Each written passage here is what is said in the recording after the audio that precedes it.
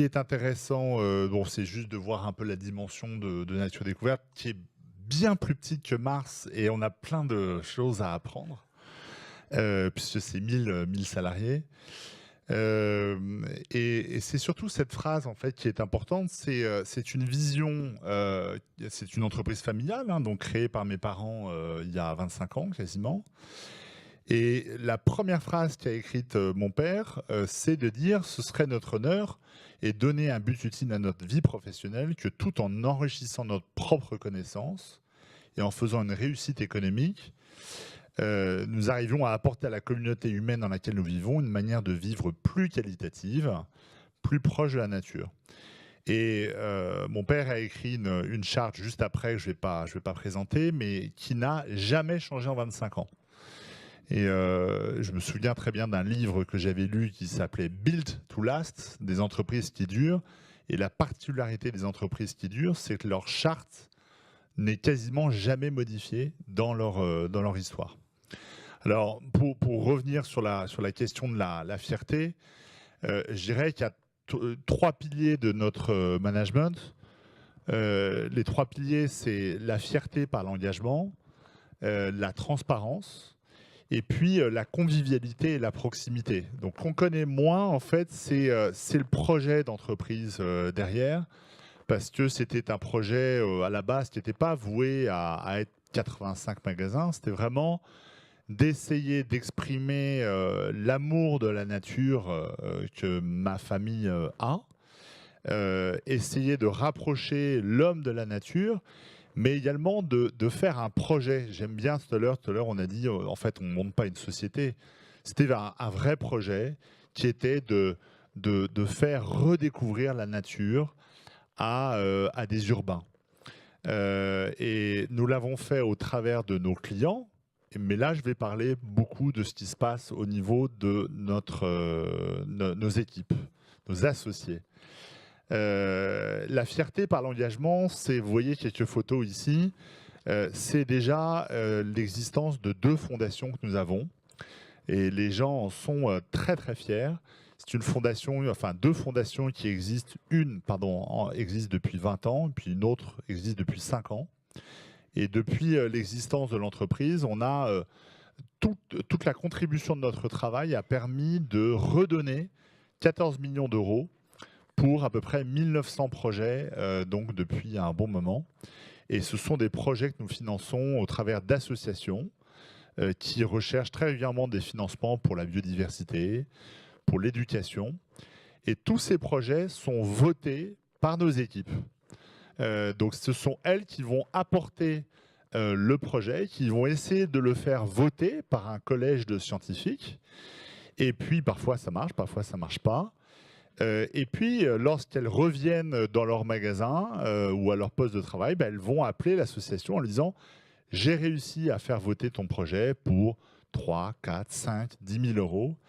Et puis surtout, ces équipes vont aller sur place, rencontrer les membres d'associations et comprendre la finalité de leur travail. La finalité de leur travail, ce n'est pas que de vendre des huiles essentielles, c'est aussi de contribuer à la société, à un meilleur environnement, et elles comprennent tout de suite ce que ça veut dire. Donc aujourd'hui, ça représente à peu près 15 à 20% de notre résultat net, cette contribution environnementale. La deuxième, c'est la transparence. La transparence au niveau de nos équipes, c'est extrêmement important. J'ai mis quelques exemples là. C'est chaque année, en fait, nous établissons bien évidemment un baromètre du développement durable qu'on a été les premiers à faire, et grâce à l'aide d'Elisabeth qui parlera tout à l'heure, en 1993, de parler des 3 piliers du développement durable, qui est de dire qu'est-ce qu'on fait au niveau économie, qu'est-ce qu'on fait au niveau environnement et qu'est-ce qu'on fait au niveau social. Et ça, sans angélisme, hein, on marque très clairement, et ce rapport, vous pouvez le downloader sur notre site, on dit ce que nous avons réussi, ce que nous n'avons pas réussi, et les équipes apprécient beaucoup cette transparence. La transparence, c'est aussi de parler des chiffres. Tous les collaborateurs de Nature Découverte connaissent exactement notre compte des résultats, bilan, que ça soit du cariste de l'entrepôt, jusqu'au directeur général, évidemment. Et puis, pour finir, je parlerai de la convivialité, la proximité. C'est self-explicite, comme on dit.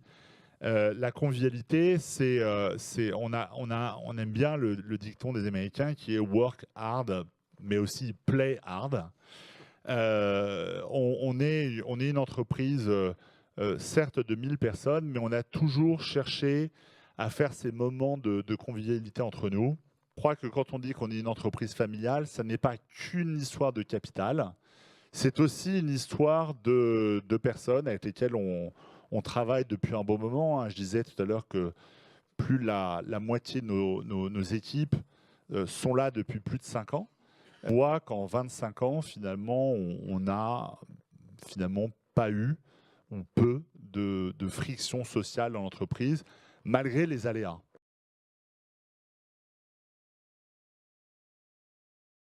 Ce que l'on essaye, c'est d'avoir pour les fournisseurs, effectivement, de les intégrer. C'est-à-dire qu'en fait, il y a une question à un moment dans le